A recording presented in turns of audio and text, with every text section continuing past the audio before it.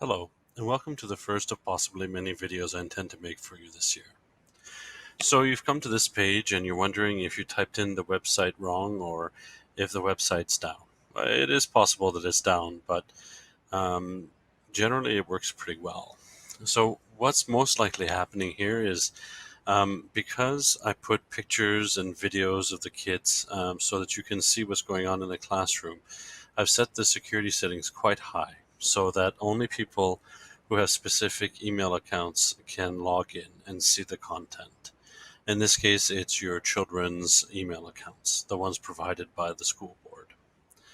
So in order to access them, you need to um, log in using their credentials. Now, I'm not specifically trying to encourage Chrome, but in this particular case, it's probably the best thing to download onto your device if you don't already have it.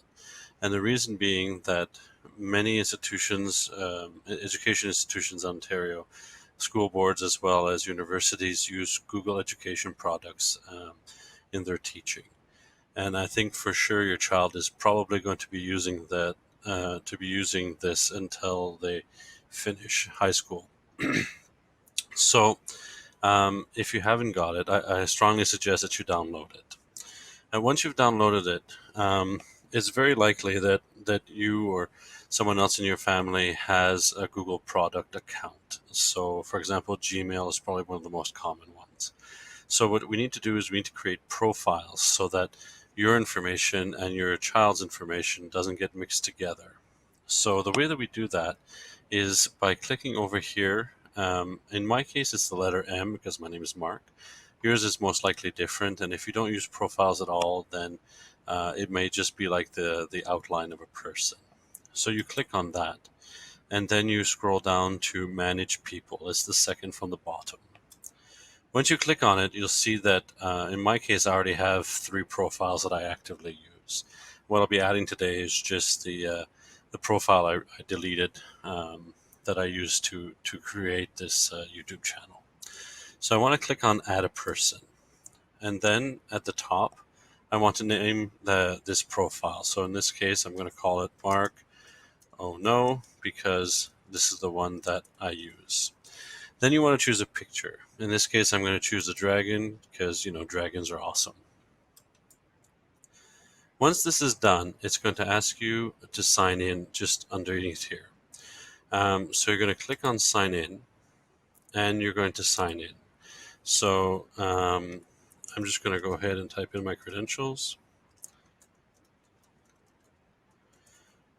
And after that, my password. There we go. And then next. Now, in a few seconds, it's going to ask me to turn on sync. And I'm going to say yes.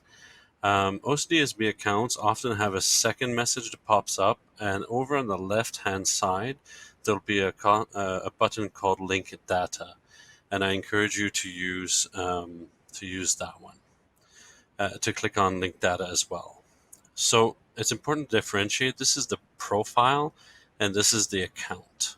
So if I click on the profile one, then I'll see a list of the profiles that are available, and I can switch between them quite easily. If I switch back to the previous account I was using, this is the account that doesn't have access. And I see I still can't get access. However, if I copy the URL and I go back to this account, the one we just created, this account I've authorized to have access to it, and I paste in the URL and I press enter, you'll see that I can now access the website very easily.